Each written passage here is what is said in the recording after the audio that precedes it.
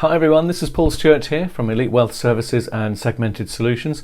Thanks ever so much for inviting me down to Bristol for the SSAS South West group. It was a pleasure to meet you all. As I promised, I've put a video together of our session and I hope it's of some use. If you do have any questions, all my contact details are here, and at the end you'll have access to my digital business card with all of my training videos. So without further ado, let's get cracking. Okay, to begin with, I've got Elite Wealth Services Taxation Limited. As the name hints, this is a business that gives tax advice to company directors in terms of structuring their business. And of course, if that involves the use of a SaaS, then we jump over to Segmented Solutions. And it's important that you appreciate the difference between a SaaS administration company and a tax advisory business. It's fairly common for people with SaaSes to have questions and queries about what they can and can't do, and in a lot of cases they're making inquiries of their administrators or their practitioners, which is absolutely fine. But if you want formal tax advice that looks at the legislation and is signed off, then obviously those sorts of things are done by tax advisors, hence two different companies. I'm also involved in a digital marketing company which allows me to create these videos and the chatbots, and on the YouTube channel for Segmented Solutions we've got an entire SaaS training masterclass. So right from the basics, what is a SaaS, what's a trustee, what's a practitioner, what's a scheme member, all about loan backs, lending, borrowing, all of those rules and regulations that you perhaps pay for training courses on. All of that's available for free on the Segmented Solutions YouTube channel. I've been doing training for solicitors, financial advisors, accountants, and I've been doing it for too many years now, so I thought I'd give back now that I've got the technology under my belt and create the free videos because I think it's only fair that I share my knowledge and share it freely as well. Behind the scenes, I work with a number of organisations as needed. So if I'm giving tax advice or I'm involved with a situation that involves property, it might be that I use Cornerstone for the tax side of the stamp duty planning. And again, I've got a range of organisations who specialise in different areas, and they'll be called upon as and when they're needed because they are the experts, and there's absolutely no way that any one organisation can purport to know absolutely everything. I'm always learning, and that's the joy of this business. I also get involved with other structures, so get involved with QNUPSs, which are qualifying non-UK pension schemes, get involved with EOTs, which are employee ownership trusts, get involved with self-invested annuities and corporate trusts, and basically whatever is needed to get the job done. And by that I mean to set up a structure which is compliant and robust and isn't using a scheme but is using statutory legislation to help reduce exposure to taxes for clients. Okay, so today's session is all about commercial versus residential property in the context of HMRC reporting and of course with regards to the pensions legislation. We're going to talk about various details in terms of what you can and can't do, but we're also going to introduce and talk about genuinely diverse commercial vehicles, GDCVs, and of course REITs. Now, commercial and residential property, the issues have been bounced around for many years within the SaaS industry, and you would have thought it's quite simple. You've got a shop with a flat above it, the shop is commercial, we can buy that, the flat is residential, we can't buy that, so you do a title split and away you go. The SaaS buys the shop, someone else buys the flat. Not quite as simple because the flat may well be commercial. If the flat is provided to the manager of the shop, not rented to them, this is really important, provided to them, they don't pay rent, it's part of their P11D benefits, part of their PAYE structure, so they get a small salary and a flat, they don't pay rent, it's not rented. That makes the flat commercial, makes the shop commercial, makes the flat commercial, you can buy both. Conversely, if you have to walk through the shop to get into a flat that's being rented, then sadly the shop is residential because it's effectively a downstairs part of a residential flat. So again, you need to know your stuff, and anyone who doesn't ask you questions about the people who are upstairs and doesn't ask you questions about the access is demonstrating their lack of knowledge in this area. So the advice tends to be run for the hills. What about a hotel? Yes, that's commercial, C1, it's a hotel, you can buy those in a SaaS, but you can't buy part of a hotel in a SaaS. By that I mean you can't buy the top floor because the revenue will define that as residential. If you bought 12% of a hotel because that's all you can afford, then that's absolutely fine. You're buying a percentage of the whole. But if you're physically buying the second floor or physically buying the top floor, sadly that's not allowed within the SSAS because that is not deemed to be a commercial operation. Bit of a warning here, a little bit of knowledge is dangerous. At the end of this session you'll have a little bit of knowledge, so you might think you know all the answers. I certainly don't. It's always good to get advice or to talk things through with someone who knows what they're talking about, particularly when it comes to the dangers of accidentally ending up with something that's not allowed in a SSAS, because that's a very expensive mistake and it is a bit like a minefield.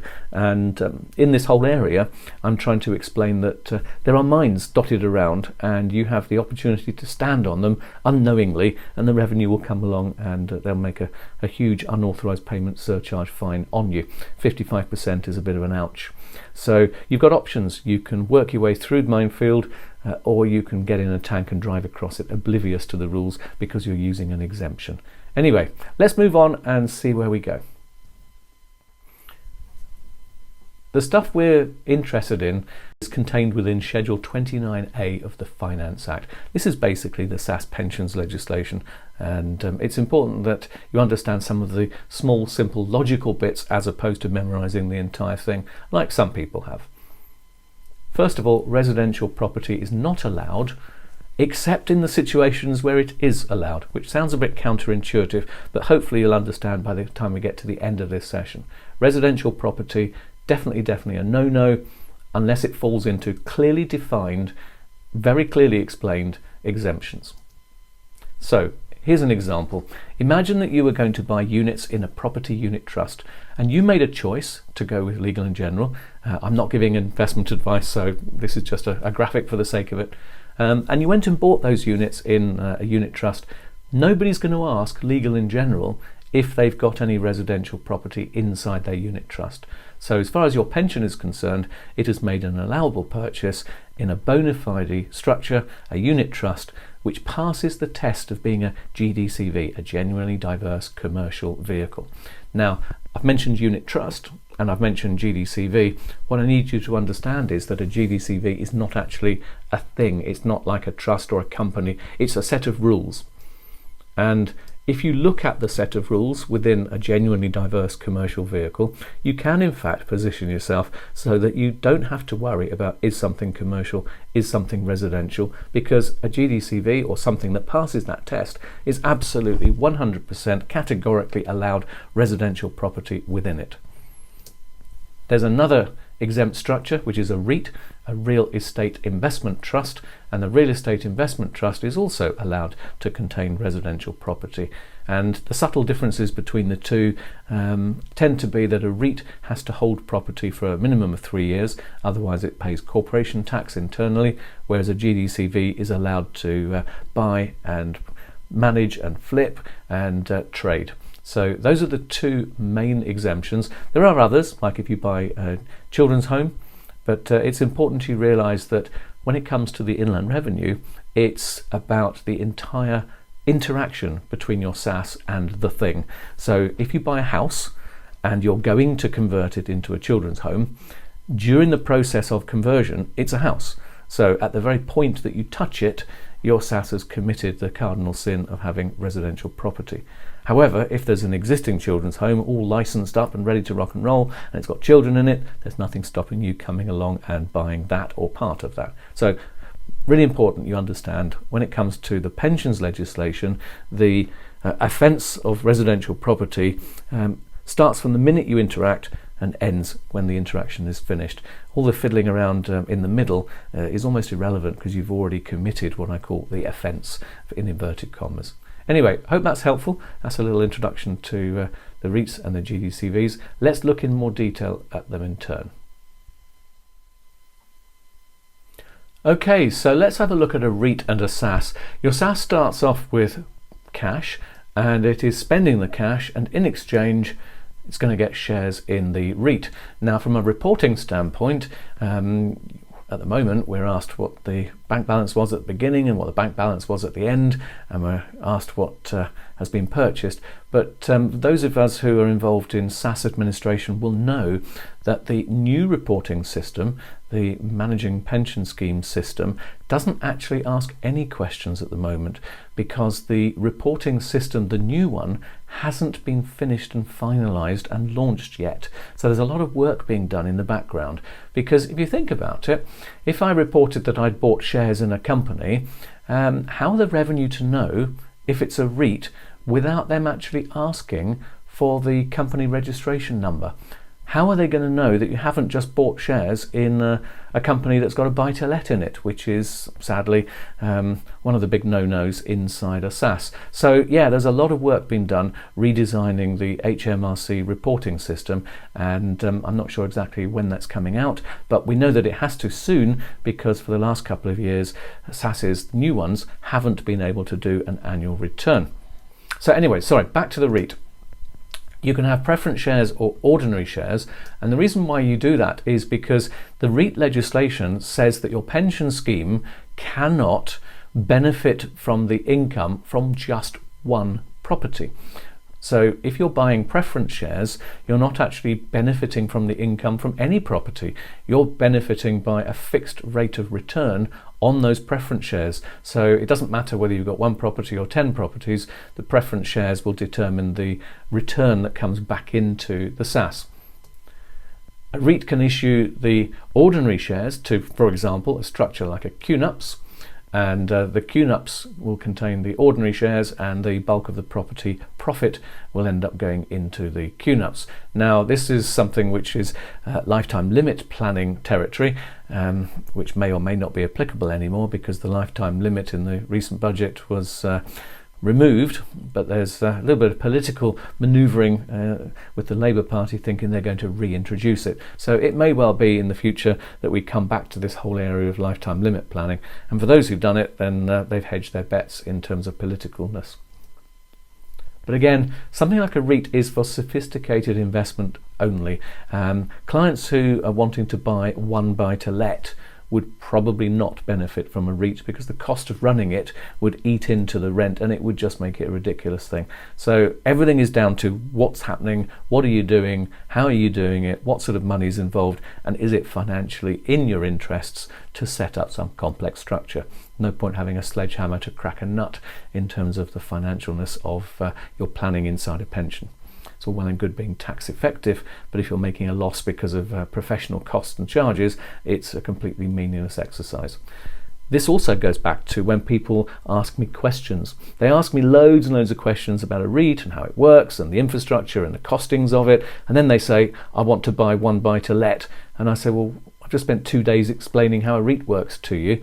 Why didn't we start with what are you wanting to do, and then I'll determine what you need to know. And that's really the crux of giving proper tax advice. Rather than telling you about 200 different things that you could do, it's a lot better to start with your scenario and tell you about the 2 or 3 things that would be applicable for you to do. So caution, don't just jump over things because they sound good. Actually find out whether they're what you need. Now then, genuinely diverse commercial vehicles. What are the rules? The first obvious rule is you can't actually reside in the property held by the thing that's trying to get the badge called a GDCV. That goes without saying. You can't rent it out to your brother. You can't move in and sleep there for the next 12 years. You literally have to have this as an investment, not as a home. You can't own or control 10% or more of the share capital. You can't own or control more than 10% of the voting rights, and you can't receive 10% or more of the total income generated. So in this situation, if you've got your own property company, it's hardly likely that that's going to qualify as being a genuinely diverse commercial vehicle. But again, we'll come back to this later. You've got to have total assets of 1 million. Now bear in mind, this doesn't mean that your SSAS has got to have £1 million in it. It just means that the structure itself across all of the SSASs that it's involved in has to have £1 million, not just your one. And of course the 3 residential properties have to be inside the structure. and no one asset can account for more than 40% of the total income. So if you're able to have a structure of some kind that passes all of these different rules, then it can wear the badge called genuinely diverse commercial vehicle, and whatever the structure is, your SSAS can get involved. So let's have a look. Legal and general. If you buy some units in a unit trust and it's a property unit trust, it's bound to have more than 3 residential properties. It's bound to have more than a value of £1 million. You're not buying any of the shares in legal and general. You're buying units in a unit trust, so you don't have any voting rights. You don't have any control over legal and general as a company. So in that sense, you going along and buying a legal and general unit trust which is invested in property, even if that property is residential, it passes the rules, therefore it is exempt. And that's an important thing. If you do pass the GDCV rules, then as far as HMRC is concerned, everything that happens inside that structure is to do with the structure and nothing to do with your SSAS. So it's about jumping into something that's a GDCV, using it as a tank and crossing the minefield and not worrying, is the shop commercial, is the flat residential, not worrying about when you're converting something, about at what point it becomes residential, because there's an enormous debate in the industry about when you have to exit. If you buy a commercial property and you're converting it into flats, when do you exit? Do you exit when the bathrooms are in? Do you exit when the kitchens are in? Or do you exit when the local council issues a habitation certificate? With a GDCV, you literally couldn't care less. It's also important to realise that you don't have to sell or refinance or spend huge amounts of money moving things around and taking it out of a tax-free environment. You can do all these conversions and keep them in a tax-free environment inside a GDCV, which is inside your pension. It's a bit like having a get out of jail free card and just walking around feeling a bit smug that you've got a property business that's tax exempt. So there you go. That's a brief introduction to the GDCV rules. Okay, so let's have a look. If you are getting involved with your own unit trust GDCV, you're not passing your money over to legal and general for them to manage it for you. First of all, if you're buying units in a particular thing like a unit trust, someone else will be and someone else will be, so you're not on your own in terms of SSASs buying units. So in terms of passing the tests, you have to actually look at the structure and the entirety of the thing, not just what you are doing. So let's have a look at the rules and see what the situation is.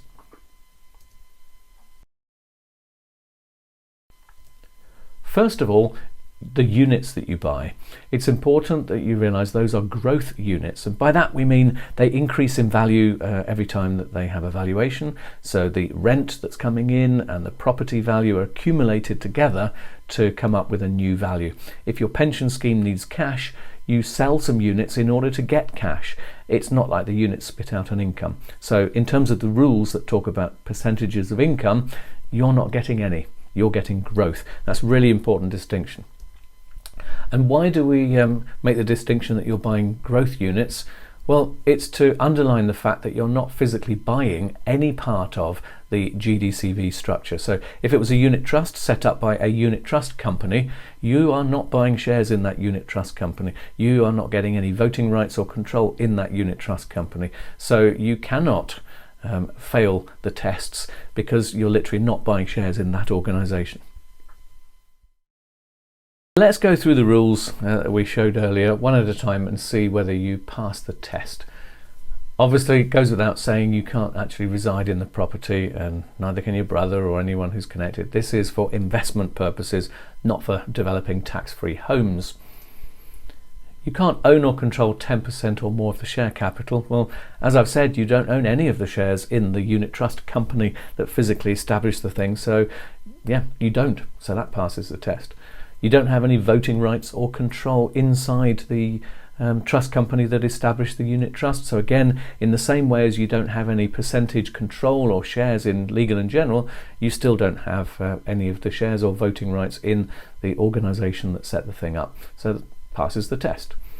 And in terms of income, although there are plenty of other unit holders and whatever you do wouldn't generate 10% or more of the income generated, to be absolutely certain your units are capital in nature, so you receive no income at all.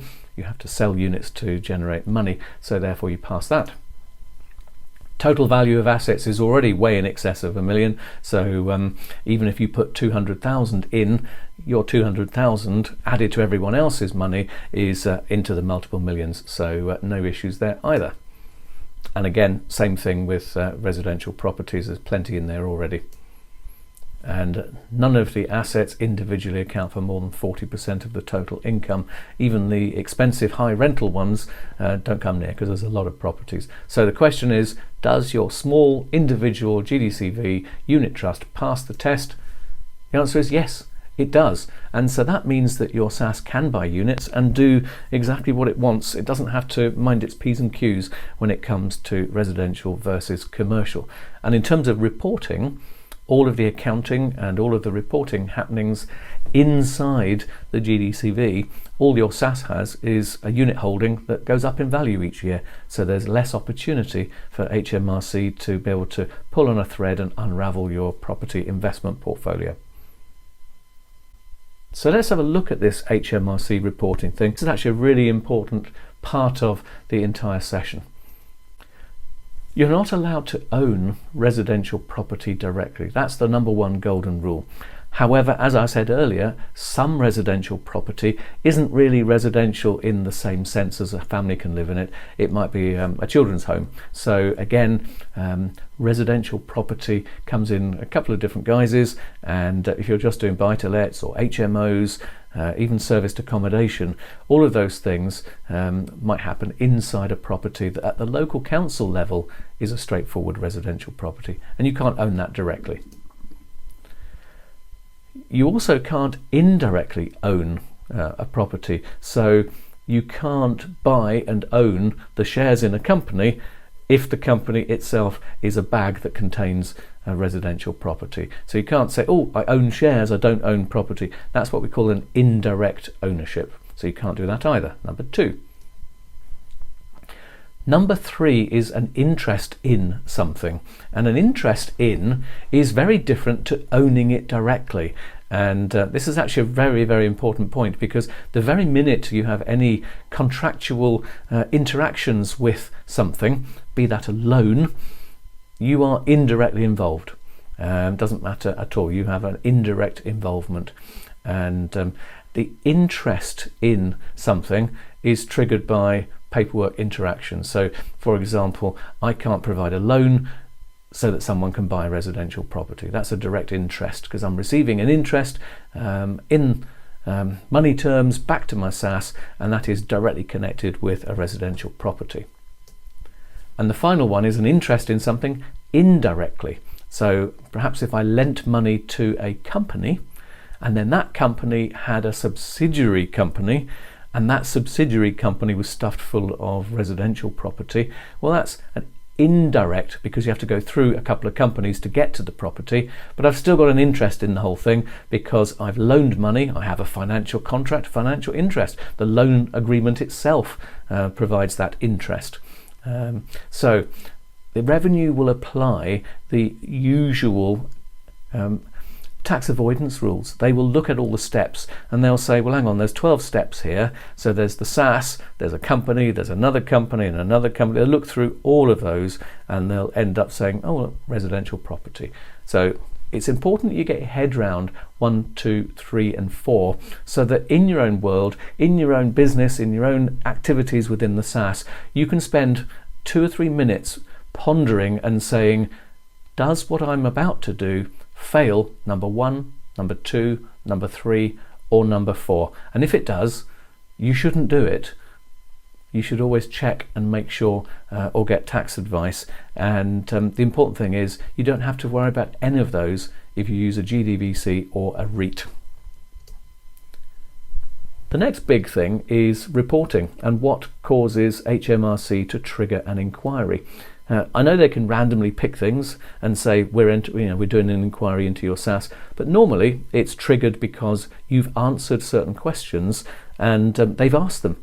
And again, as I've said before, the new reporting system for the managing pension schemes physically hasn't been launched yet. So in terms of the questions that are asked, in order to trigger an inquiry, those are all being designed and developed, And it may well be that HMRC are taking input from pensions experts and input from technicians across the industry in order to actually establish the questions that they're asking. Because, as we said earlier, if I'm investing in a property company or granting a loan to a property company, it might be completely allowable because they are a property management company that physically doesn't own any property.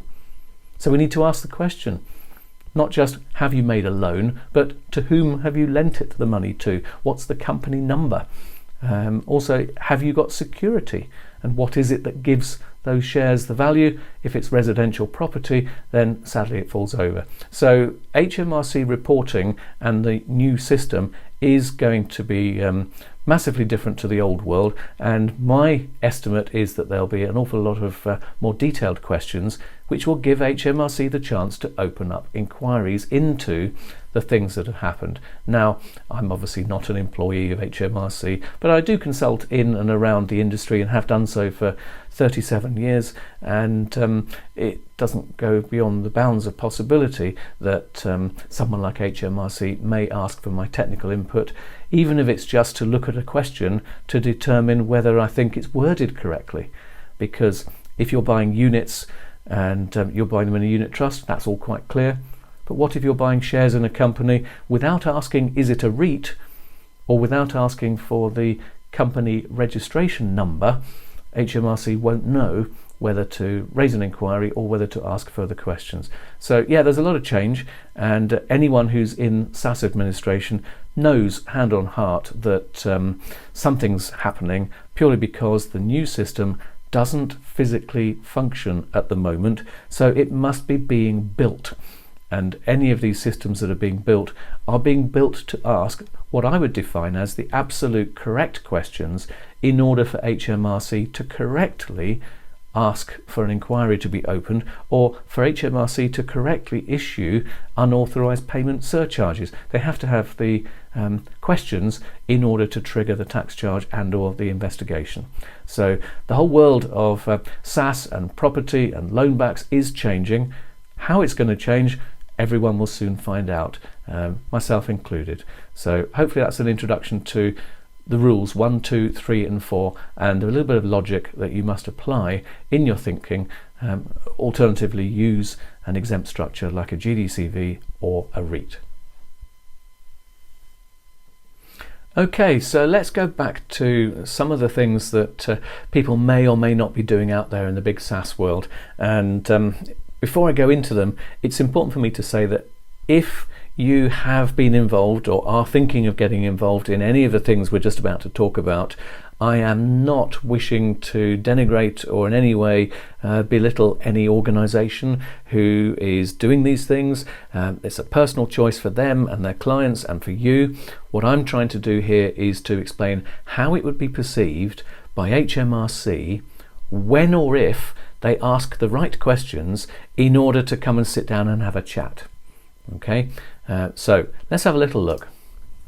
Loans secured on residential property. You can see the link there. It's absolutely glaring. So anything which is a loan and the security is residential property, then that's a big no-no, unless of course the residential property happens to be an exempt property such as a children's care home. Loans secured on shares in a property company, well, that fails as well, because the shares have a value. And what is it that drives the value of the property? Sorry, the value of the shares. It could be residential property. On the flip side, it might also be that this is a property company that does property management and maintenance for all of the local councils in the area, and therefore it does have a value. And the security offered is not boosted up by property, it's actually a trading value. So in this one, you need to ask further questions. What about a loan that's got a security trustee or an insolvency trustee? And in this particular bit of thinking, the property never goes into the SaaS, because in the event of a default, the property is sold and it is cash that goes into the SaaS. So let's see in our golden rules number 1, 2, 3 or 4.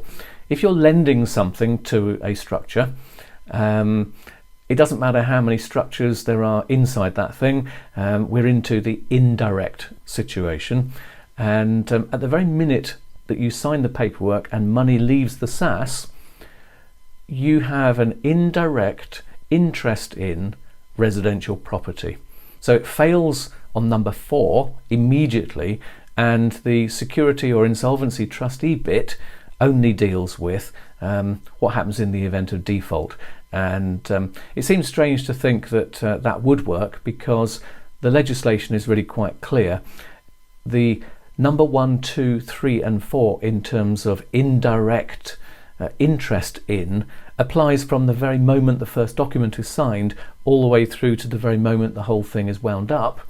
And it doesn't just say you can't physically put residential property into a SSAS. So the indirect connection with the residential property and the interest in the residential property, which is effectively number 4, the indirect interest in, absolutely this sort of planning fails immediately. But HMRC are not asking enough questions in order to actually dig this out. And if we look back historically, there may well be people who've done all sorts of different things, and they have, in inverted commas, been accepted by HMRC on the grounds that HMRC physically are not asking the right questions. And that's one of the reasons why the entire system is being updated with new questions to allow HMRC to sit down and say, oh, okay, so we've got another 800 of those to deal with in terms of sending out unauthorised payments, surcharges, or to open inquiries. It's going to be a big change, and quite rightly so, because there have been different arrangements that have got away with it, in inverted commas, for many, many years, purely because if you don't ask the questions, you don't get the information to allow you to come down and apply the taxes. So it's up to you to look at whatever it is that you're doing and make a decision. Does it pass or fail what we called those 1, 2, 3 and 4 basic principles? And if it fails, you should be concerned enough to suggest that an alternative approach is put in place. But anyway, I'm not giving you advice here, I'm just telling you the sorts of things that you should be thinking based on the sorts of things that HMRC will be thinking when they start to ask questions when the new system is launched. I'm saying allegedly they will ask these questions, because I don't know all of the questions that are going to be asked, but as a professional in this industry, I'd hazard a guess they're going to ask an awful lot more questions than they ever used to. Another quick point is that pensions cannot trade, and this is quite a contentious one, because what do we mean by trade, and can my SSAS do it? So go back to basic principles. You go to your accountant and you say to them, I'm going to buy commercial property and I'm going to keep it and rent it out ad infinitum. What tax would I be suffering if I were to sell the property at some point in the future? Well, that would be a capital gains tax situation. You're investing for the long term. Your intent is that it's a long-term investment. However, if you said to your accountant, I'm buying a commercial property, I've already explored planning permissions and I can convert this under permitted development into flats, and then I'm going to sell them. Well, that would be income tax, because you are actually trading. You're trading in the conversion of property from commercial to residential. And that is your intent at the point of purchase. And there'll be emails and there'll be inquiries, and you would have spoken with people. There'll be plenty of an audit trail in the whole situation for the revenue to know what tax applies. And that means there's an issue with pensions buying commercial properties with the intent of converting them, because that's a trade, and a pension cannot trade. And people say, oh yes, but what if I change my mind immediately after purchase? Well, it doesn't take a rocket scientist to go through all of your emails and questions with professionals to work out that actually you were wanting to buy and convert, and your intent at the point of purchase was not to keep it long term. There's no evidence. What you haven't got is a 25-year full self-repairing lease offered to a tenant. It's a pretty good clue that you're actually wanting to do something with the property rather than renting it out long term. So pensions can't trade. You need to be aware of that, because the revenue can start to charge corporation tax. and they can charge it to your pension scheme because it is trading. And again, they haven't asked the right questions in the past, but they may well start to do so. However, if you have a unit trust and the unit trust is a GDCV, that can trade. So you can buy property, you can develop property, you can flip the property, and you can do all of that inside a structure that is tax exempt, because a unit trust doesn't pay tax itself, it doesn't pay corporate taxes. All of the taxes are applied upon the holder of the units. And if the holder of the units is a pension scheme is exempt, therefore it doesn't receive any tax liability on that trade. Now, if you look at a pension naked without a GDCV, every property developer in the world, well, every property developer in the UK, for example, would do their trading inside a pension scheme if that were allowable. So because there are plenty of property developers who buy stuff and convert it and sell it outside of pensions, it's a good indication that your desire to buy that commercial property and to convert it and then to sell it for a gain is a trade and will not be allowed inside your pension scheme. Excuse me. So there we go. A little bit about pensions and trading. Again, simple logic, and it's stuff that you need to have under your belt in terms of your thought processes, because HMRC will do the same. Okay, so let's move on to a completely different subject now. It's the SSAS Property Tax Planning Chatbot that I've written. What I have done is look at the logic flowchart of questions that may well be asked in terms of what it is you're doing. Are you buying a residential property? Are you buying a commercial property? Are you buying a mixed use property? Are you buying land? What is it that you want to do? Who are you buying it from? Do you need to borrow money? All of these things have a pensions implication. So my little chatbot was put together based on my knowledge and experience and conversations with various people, including the revenue. And I wanted to see how it compared with this ChatGPT thing. And I asked ChatGPT 10 relatively simple SSAS property questions, and it started off by saying that it's not authorised to give tax advice, which is great, I agree with that. But it got all the questions wrong, which was really interesting. And if you look at it from a logic standpoint, ChatGPT is getting its information from the internet. It's getting it from all the different groups and comments and web pages where people are saying, oh yes, you can definitely do this, when actually you can't.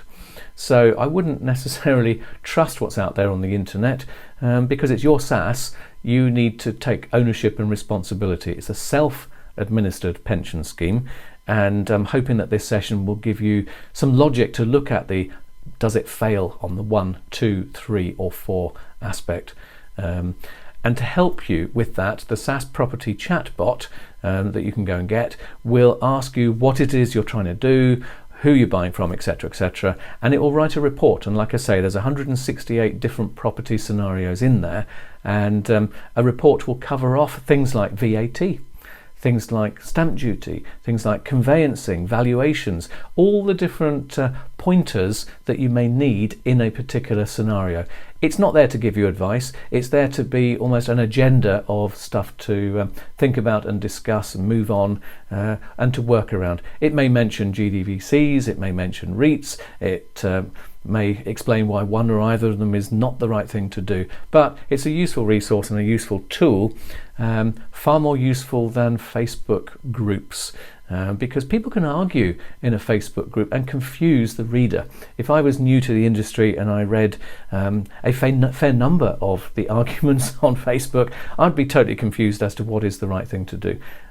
So if you're going to get advice, get it from an actual expert who knows what they're talking about, but more importantly, become a bit of an expert in how HMRC might think about whatever it is you're planning on doing. And again, I stress, I'm not here to denigrate or to put down anybody in any forum or in any group or any providers or administrators or practitioners.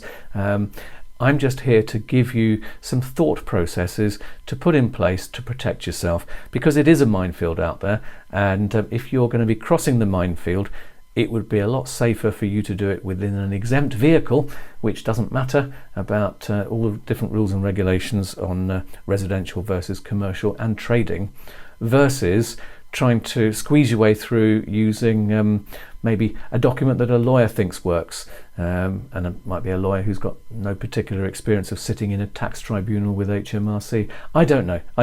Like I say, I am definitely not wanting to be seen as denigrating or putting down anybody's way of doing things or business that they run. I'm here just to say, from a logic standpoint, this is how the rules work, and this is how HMRC would respond if they're sat in a room with you asking questions. And if they're not sitting in a room with you asking questions, they will be asking questions on the new SSAS reporting system when it's launched. And that new SSAS reporting system will absolutely, definitely, 100% ask an awful lot more questions than have ever been asked before. So there is a massive uplift in opportunity for the revenue to either come knocking or to just physically send out unauthorised payment surcharge notice. So the chatbot is there. You can go online, you can have a look at it.